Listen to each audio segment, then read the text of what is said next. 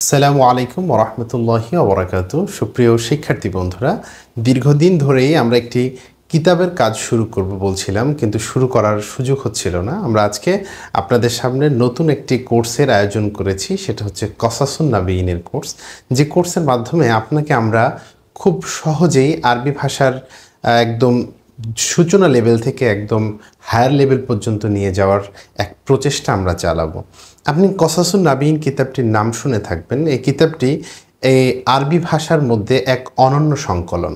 আপনি জানেন যে এই কিতাবটি লিখেছেন আবুল হাসান আন-নাদভী, যিনি আরবি ভাষার এই সংকলনটি এমনভাবে রচনা করেছেন যা পুরো পৃথিবীতে, বিশেষ করে ভারতীয় উপমহাদেশের মধ্যে প্রতিটি মাদ্রাসা, প্রতিটি প্রতিষ্ঠান যেখানে আরবি ভাষা চর্চা হয়, সেখানেই কিন্তু এই কসাসুন নাবিয়িন কিতাবটি পাঠ্য।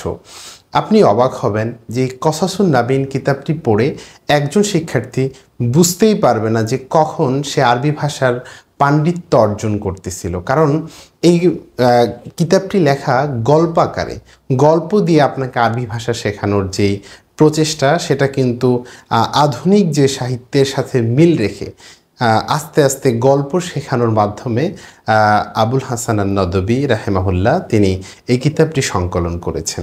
আপনি একজন ভালো আলেম পাবেন না, একজন আরবি ভাষার পাণ্ডিত্যপূর্ণ ব্যক্তি পাবেন না, অথবা আরবি ভাষা পারে এমন কোনো ব্যক্তি আপনি পাবেন না, অন্তত পক্ষে ভারতীয় উপমহাদেশে পাবেন না যে কসাসুন নাবিয়িনের সাথে সম্পৃক্ত নেই, অথবা কসাসুন নাবিয়িন পড়ে না অথবা পড়ায়নি।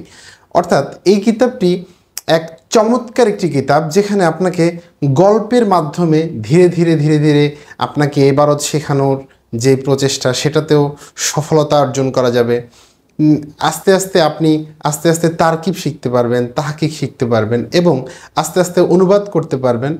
এবং পরিশেষে হবে কি, আপনি যখন আপনি নিজের জানার অজান্তে, মনের অজান্তেই আপনি আপনার আরবি ভাষার একজন দক্ষ ব্যক্তিতে পরিণত হবেন। প্রিয় শিক্ষার্থী বন্ধুরা, আমরা যদি কসাসুন নাবিয়িন কিতাবটি পড়ি একদম গল্পের আকারে, আস্তে আস্তে আস্তে আস্তে করে আমরা এই কিতাবটি আমরা পছন্দ করার বা নির্বাচন করার এর প্রধান কারণ হচ্ছে, কিতাবটিতে সূচনা হয় একদম সহজ সহজ কিছু শব্দ দিয়ে, এরপর আস্তে আস্তে আস্তে আস্তে একটু কঠিন শব্দের দিকে যায়, যাতে করে একজন শিক্ষার্থী বুঝতেই না পারে যে আসলে আরবি ভাষাটা কঠিন। এবং আরবি ভাষা যাতে কঠিন এটা বুঝতে না দেওয়া যায়, এজন্যই এই কিতাবটি লেখা। এই কিতাবটিকে মুসান্নিফ নামকরণ করেছেন যে কসাসুন নাবিয়িন লিল আতফাল। তো আতফাল বলার প্রধান কারণ হচ্ছে, তিনি এটাকে এমন শিক্ষার্থীদের জন্য লিখেছেন যারা আরবি ভাষায় মোটেও জানেন না, একদমই সূচনায় আরবি ভাষায় একদম কাঁচা, তাকে কিন্তু আরবি ভাষাকে ধীরে ধীরে ধীরে ধীরে গল্প শোনানোর মাধ্যমে আরবি ভাষা শেখানোর যেই সংকলন, সেটি হচ্ছে কসাসুন নাবিয়িন। তো আমরা আজকে কথা বলবো কসাসুন নাবিয়িন থেকে। আমরা ধীরে ধীরে কসাসুন নাবিয়িনের পার্ট 5টি খণ্ডে মুসান্নিফ লিখেছেন কিতাবটি, তো আমরা ধীরে ধীরে একটি একটি পার্ট করে শেষ করার চেষ্টা করব। তো সূচনার যে আলোচনা, সেটা আমরা আজকে শুরু করব। তো প্রিয় শিক্ষার্থী বন্ধুরা, আমাদের যদি আমরা নাম নিয়ে কথা বলি, যে মুসান্নিফ যে নাম লিখেছেন, এটার আমরা এর আগে বলে দিই আপনাকে, এই কিতাবে আমরা কয়টি বিষয়কে প্রায়োরিটি দেব। প্রথমত হচ্ছে আপনাকে ইবারতের প্রায়োরিটি দেব। ইবারতের যে অস্পষ্টতা, আপনি কোথায় জবর দিবেন, কোথায় জের দিবেন, একটি কিতাব থেকে আমরা শিখব। এতদিন তো অন্যান্য জায়গা থেকে শিখেছি, এখন আমরা কিতাব থেকে শিখব কোথায় জবর, জের, পেশ, কেন কোনটা হয়, 1 নাম্বার। 2 নাম্বার, আমরা জানবো তাহকিক, প্রয়োজনীয় যে তাহকিকগুলো আছে যেগুলো না জানলেই নয়, সেগুলো আমরা জানবো তারকিব,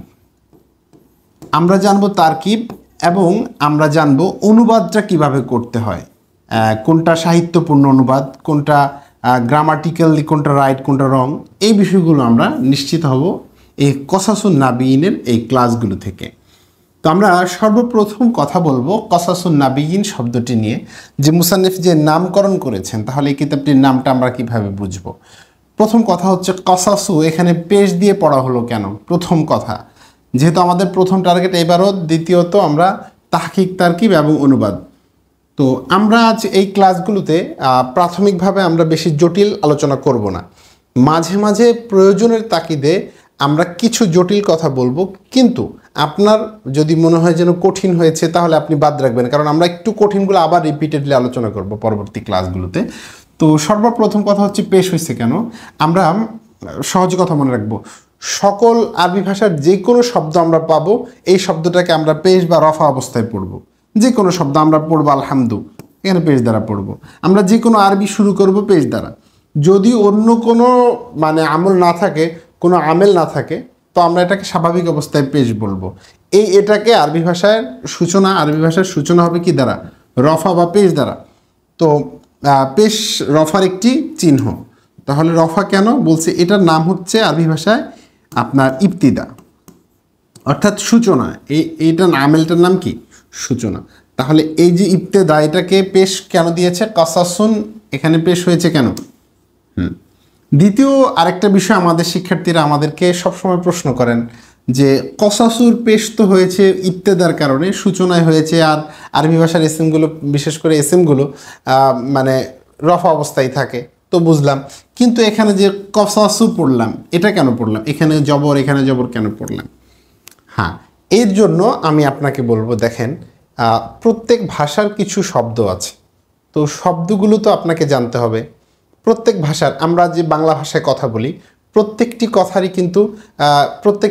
কিন্তু শব্দ, এক একটা শব্দ। এই শব্দগুলো আমাদেরকে জানতে হলে, যেহেতু আমরা আরবি ভাষার মানুষ না, সেক্ষেত্রে আমাদের ডিকশনারির হেল্প নিতে হবে, এবং ডিকশনারি থেকে আমাদেরকে জেনে নিতে হবে যে এখানে কি জবর, যে নাকি পেশ হয়েছে। অর্থাৎ এটা আপনাকে লুগাতের জ্ঞান থেকে জানতে হবে। আর এই শেষ বর্ণের যেটা, সেটা আমরা গ্রামাটিক্যালস সিস্টেম থেকে জানবো। তো বিষয়টাকে আরেকটু সহজ করি। এই কসাসুন শব্দটি নিয়ে একটি ব্যাপার, অনেকের বিষয় দেখা যায় যে কসাসুন শব্দটিকে কেসাতুনের জমা বলা হয় অনেক জায়গায়, আমরাও দেখেছি, অনেক জায়গায় লিখেছেনও। কিন্তু মূলত কসাসুন শব্দটি কেসাতুন শব্দের জমা না, বরং এই কসাসুন শব্দটি মুফরাদ। এর অর্থ হচ্ছে বর্ণনা, ঘটনা। আর কেসাতুনের জমা হচ্ছে কি? কেসাস। তো কেসাস, এটা তো কেসাস না, এটা হচ্ছে কসাসুন নাবিয়িনা। ওকে, তাহলে এটা আমরা বুঝতে পারলাম যে প্রথম যে শব্দের মানে প্রথম বা মাঝখানের যে এবারত, এগুলোর জবর জের পেশ দেওয়ার ক্ষেত্রে আমাদেরকে লুগাত পড়তে হবে। এখন আপনি ভাবছেন যে প্রত্যেকটা শব্দের জন্য লুগাত পড়তে হওয়াটা কঠিন না। আপনি যখন পড়বেন দেখবেন যে ধীরে ধীরে এই শব্দগুলোই বারবার আসতেছে। এই যে একটা শব্দ পড়তেছেন, ধীরে ধীরে দেখবেন এই শব্দগুলো বারবার আসতেছে। তো বিশেষ করে যখন আপনি নতুন হবেন, তখন একটা শব্দকে আপনি বারবার উচ্চারণ করবেন। আমরা যেভাবে বলছি এভাবে উচ্চারণ করতে করতে দেখবেন এক শব্দই বারবার আসতেছে, তখন আর কষ্ট হবে না। শুধুমাত্র নাহু সরফ জানলেই শেষের এবারটা দিতে পারবেন।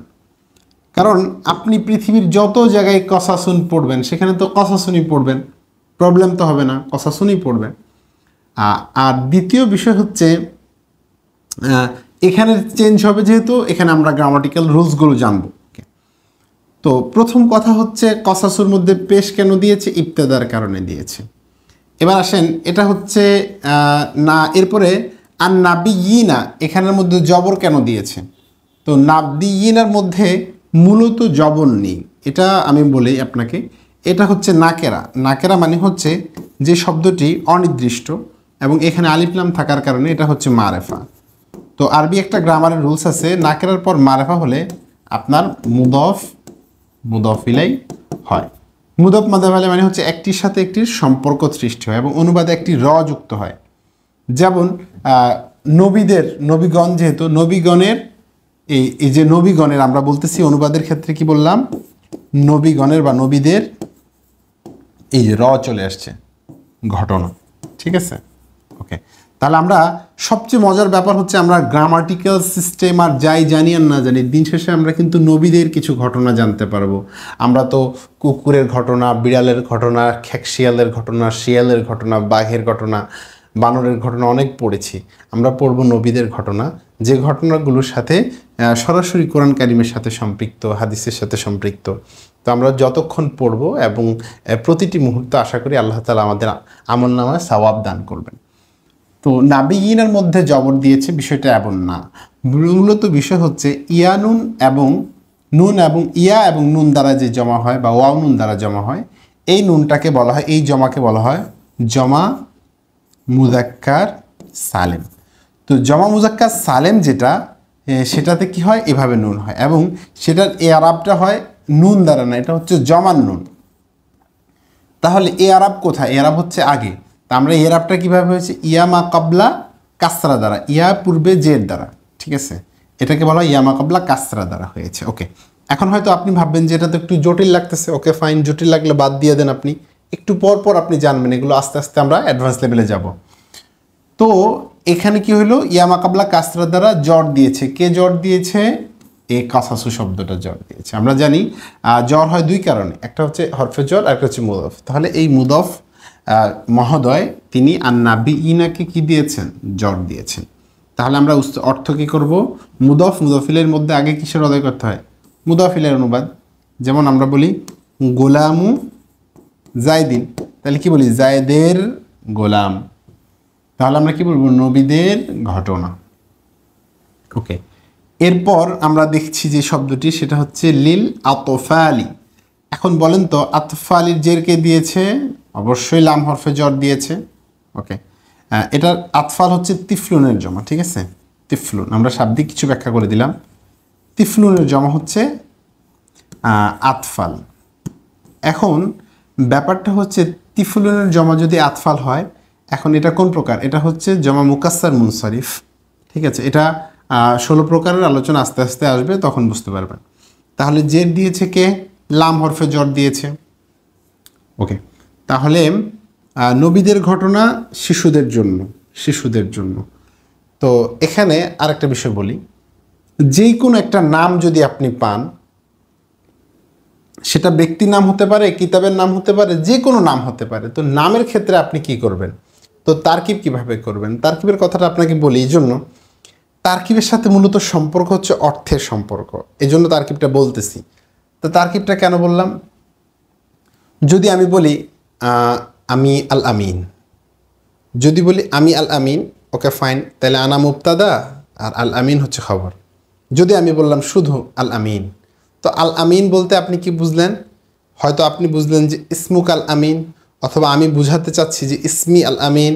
অর্থাৎ এই আল আমিন শব্দের আগে একটি শব্দকে মাহজুব মেনে একটা ভাব অর্থ প্রকাশিত হয়। ঠিক যেই কোনো নামের ক্ষেত্রেই একটি নাম দিলে বুঝতে হবে যে এটা একটি বইয়ের নাম। তাহলে বইয়ের নাম হচ্ছে মুবতাদা, এটি হচ্ছে বইয়ের নাম, আর বইয়ের নামটা যেটা হচ্ছে খবর। ওকে, তাহলে আমাদেরকে একটু আগে কি করতে হবে? নামের ক্ষেত্রে, যে কোনো নামের ক্ষেত্রে, যে কোনো বইয়ের নামের ক্ষেত্রে আমরা একটা শব্দ যুক্ত করে নিতে হবে। মনে করেন আমরা বলবো ইসমু, হাদাল কিতাবি, হাদাল কিতাব, ইসমু হাদাল কিতাবি কাসাসুন নাবিয়িন লিল আতফাল। তাহলে এটা হচ্ছে মুদাফ, আর যেহেতু হাদা মাউসুফ, আল কিতাবি হচ্ছে গিয়ে কি সিফাত, মারেফার পর মারেফা হয়েছে, তাহলে মাউসুফ সিফাত মিলে হচ্ছে ইসমু মুদাফের মুদাফিলেই। তাহলে ইসমু এটা গোপন, মানে নিজে নিজে মেনে নেব। অর্থাৎ এই কিতাবটির নাম হলো কাসাসুন নাবিয়িন লিল আতফাল। ওকে, অনুবাদ করার ক্ষেত্রে আমাদের এটা প্রয়োজন। তাহলে ইসমু হাদাল কিতাব, ইসমু হচ্ছে মুদাফ, হাদাল কিতাব হচ্ছে মাউসুফ সিফাত মিলে মুদাফিলে, মুদাফিলে মিলে কি হবে? আমরা আবার লিখে দিই ইসমু হাদাল কিতাবি। তাহলে এটা সব মিলে কি হবে বলেন তো? মুবতাদা, ঠিক আছে, মুবতাদা। ওকে, এবার আমরা সেকেন্ড পজিশনে যাচ্ছি, সেটা হচ্ছে কসাসুন নাবিয়িন লিল আতফাল। তাহলে কসাসুন এটা হচ্ছে, যদি আমরা পুরোটা নিয়ে কথা বলি যে এই শব্দটা কি পুরোটা, তো পুরোটাই তো নাম। তো নামের ক্ষেত্রে নামের মধ্যে আসলে মুবতাদা খবর যায় না। এই কথাটা কেন বললাম? ভাবছেন যে এটা কেন বললাম? এর কারণ হলো, দেখেন, কসাসুন নাবিয়িন এটা তো মারেফা, মুদাফিলে মুদাফিল মারেফা, আর মারেফার পর যখন জ্বর মাজরুর হয়, কায়দা হচ্ছে মুবতাদা খবর। এটা একদম প্রসিদ্ধ কায়দা, প্লাস খবর এটা। কিন্তু এখানে মুবতাদা খবরের যদি আমরা তারকিব করতে যাই, আগে তারকিবটা করি, তাহলে বুঝেন আপনি। তাহলে কসাসুন নাবিয়িন, তাহলে লিল আতফালের ক্ষেত্রে আমরা কি করি? হরফে জ্বর মাজরুরকে একটা মুতাল্লিক দেই। তো আমরা অর্থের সাথে মিলাই আমরা দেই, যেহেতু একটা কিতাব এখানে, তাহলে আমরা দিলাম এটা মাকতুবুন, মনে করেন তুবুন, মাকতুবুন। তাহলে মাকতুবুন হচ্ছে শিবহ ফেল, জমির হচ্ছে নায়েবে ফাইল, আতফাল হচ্ছে মুতাআল্লিক। ওকে, এই সব মিলে হচ্ছে খবর। কার খবর? কসাসুন নাবিয়িন। ওই এটা না, এটা এটা এখন বাদ, এটা মুবতাদা হয়েছে হয়েছে, বাকি এটা মুবতাদা যেহেতু মারেফার পরে কি হয়েছে, jar মাজরুর হয়েছে, খবর। এখন প্রবলেমটা কি দাঁড়ালো খেয়াল করেন। বললাম নবীদের ঘটনা হলো শিশুদের জন্য লেখা বা লিখিত। তাহলে শিশুদের জন্য লিখিত। দেখেন তো বিষয়টা কি সুন্দর হয়, খেয়াল করেন। বিষয়টা একটু সাহিত্যের ব্যাপার, তো সাহিত্যের বিষয়টা বোঝার জন্য একটু ব্রেনটা একটু খাটাতে হবে। প্রবলেম হলে সমস্যা নেই। দেখেন তো অর্থ কি হচ্ছে, নবীদের ঘটনাবলী বা নবীদের ঘটনা শিশুদের জন্য লিখিত। হইল কি বিষয়টা হচ্ছে, এটা মুবতাদা, এটা খবর। কেমন যেন এই কসাসুন নাবিনের ব্যাপারে সংবাদ দেওয়া হচ্ছে, সেটা হচ্ছে নবীদের জন্য লিখিত। তো মুসান্নিফরা তাদের কিতাবের নামটা মুবতাদা খবর দিয়ে লেখে, সাধারণত লেখে না। বিষয়টা বুঝেন। বিষয়টা বোঝানোর জন্য আরেকটু সহজ করি আপনাকে। মনে করেন আপনার নাম হচ্ছে ইব্রাহিম। তো আপনি আপনার নামটা রাখছেন ইব্রাহিম। তো আপনি ইব্রাহিম নাম লিখলেন, মনে করেন যে ইব্রাহিম, মনে করেন আপনি বললেন আপনার নাম হচ্ছে ইব্রাহিম। তো ইব্রাহিম হচ্ছে আপনার নাম। এখন নামটা একটা তো নাম নাকি? তো আপনি যদি বলেন আপনার নাম হচ্ছে ইব্রাহিম খালেদ, মনে করেন আপনি বললেন আপনার নাম হচ্ছে ইব্রাহিম আবেদ। ইব্রাহিম আবেদ আপনার নাম, দুইটাই আপনার নাম। এখন নামটা, এই নাম দ্বারা কি উদ্দেশ্য ইব্রাহিম একজন ইবাদতকারী? উদ্দেশ্য না। তাহলে বোঝা গেল আবেদও তার নাম, ইব্রাহিমও তার নাম, এই দুইটাকে আলাদাভাবে মুবতাদা খবর করা যায় না একটা নামের মধ্যে। বিষয়টা আশা করি বুঝতে পারছেন। বিষয়টা আরেকটু সহজ করি। তাহলে নবীদের ঘটনা শিশুদের জন্য লিখিত, মুবতাদা খবর হইল। কারণ নবীদের ঘটনা মুবতাদা, এটার অনুবাদ আগে করতে হয়, খবরের অনুবাদ পরে করতে হয়। তো সেই ক্ষেত্রে নামের ক্ষেত্রে যখন মুতাল্লিক আসে, তখন অনুবাদটা আমরা কিভাবে করব? তখন মাউসুফ সিফতে করব অনুবাদ। মাউসুফ সিফতে কেন করব? কারণ হচ্ছে এটা পুরোটাকে একটা জুজ বানাবো, যাতে করে অর্থটা সুন্দর হয়। দেখেন, যদি আমরা এভাবে লিখি আল মাকতুবু, দেখেন তাইলে কি হয়? তারকিব সেম, শিবফেল ফাইল মুতাল্লিক, এটা হচ্ছে মুদাফ মুদাফিলাই মিলে হচ্ছে মাউসুফ। যেহেতু এটা মারেফা, তাহলে আল মাকতুব মারেফা। আগে শুধু মাকতুব দিয়েছে, এখন আলিফ লাম যুক্ত করে দিছি। এটা হচ্ছে কি শিভ ফেল, জমির হচ্ছে নায়েবে ফাইল। ওকে, শিবফেল নায়েব ফাইল এবং মুতাআল্লিক মিলে হচ্ছে কি বলেন? শিবফেল নায়েব ফাইল এবং মুতাআল্লিক মিলে হচ্ছে সিফাত। এই মাউসুফ সিফত মিলে আমরা এই তারকিবটাই নিব। হ্যাঁ, সর্বশেষ মাউসুফ সিফত মিলে হচ্ছে ওই যে ইসমু হাদাল কিতাব, এই যে মুবতাদা ছিল না, এই মুবতাদার খবর। ঠিক আছে, মুবতাদা খবর মিলে জুমলা ইসমিয়া। ব্যাপারটা এখন কি দাঁড়ালো, ডিফারেন্সটা কি হলো দেখেন, একটু সূক্ষ্ম ডিফারেন্ট। এতক্ষণ বলছি মুবতাদা খবর, অর্থাৎ নবীদের ঘটনা শিশুদের জন্য লিখিত। এখন বলতেছি শিশুদের জন্য লিখিত নবীদের ঘটনা। এটার একটু মৌলিক পার্থক্য আছে, এই বিষয়টা বুঝতেছেন কিনা জানি না, একটু খেয়াল করেন। এর আগে কিন্তু এটার অর্থ আগে করছি, এটার অর্থ পরে করছি। এখন কিন্তু সিফাতের অর্থ আগে করছি। এটা যেহেতু সিফাত, আল মাকতুব লিল আতফাল, এটা হচ্ছে সিফাত। কার সিফাত? কসাসুন নাবিয়িনের সিফাত। তাহলে আগে অনুবাদ করব কার? সিফাতের অনুবাদ। তাহলে কি বলবো? শিশুদের জন্য, মুতাল্লিকের অনুবাদ আগে করতে হয়। শিশুদের জন্য লিখিত কি? নবীদের ঘটনা, নবীদের কাহিনী, নবীদের ঘটনা। এখন দেখেন, এটা হচ্ছে মুবতাদা, এটা হচ্ছে খবর, এটা হচ্ছে মাউসুফ, এটা হচ্ছে সিফাত। আর এবার আপনি লেখেন মুবতাদা খবর হিসেবে লেখেন, তাহলে আপনি কি লিখবেন? নবীদের ঘটনা শিশুদের জন্য লিখিত।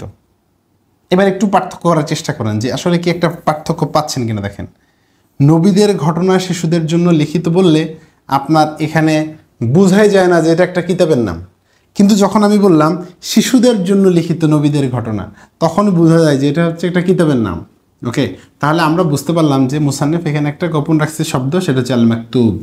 ঠিক আছে, তো আশা করি বুঝতে পারছেন যে একটা নাম কিভাবে হইলে সুন্দর হয়। তাহলে আমরা এটাকে কিভাবে এক্সপ্লেইন করব? যদি মুবতাদা খবর হিসেবে এক্সপ্লেইন করি তাহলে কি হয়, সৌন্দর্যটা হারিয়ে ফেলে। তাহলে আমরা বুঝলাম, এবার আমরা অনুবাদ করব, খেয়াল করেন। ইসমু হাদাল কিতাব, এই কিতাবটির নাম শিশুদের জন্য লিখিত নবীদের ঘটনা, শিশুদের জন্য লিখিত নবীদের কাহিনী। বিষয়টা বুঝছেন আশা করি। এখন যদি বুঝতে না পারেন তাহলে আস্তে আস্তে পরবর্তীতে যখন মাউসুফ সিফাত এবং মুবতাদার প্র্যাকটিস চলে আসবে আস্তে আস্তে, তখন আপনি পার্থক্যটা ধরতে পারবেন। ওকে।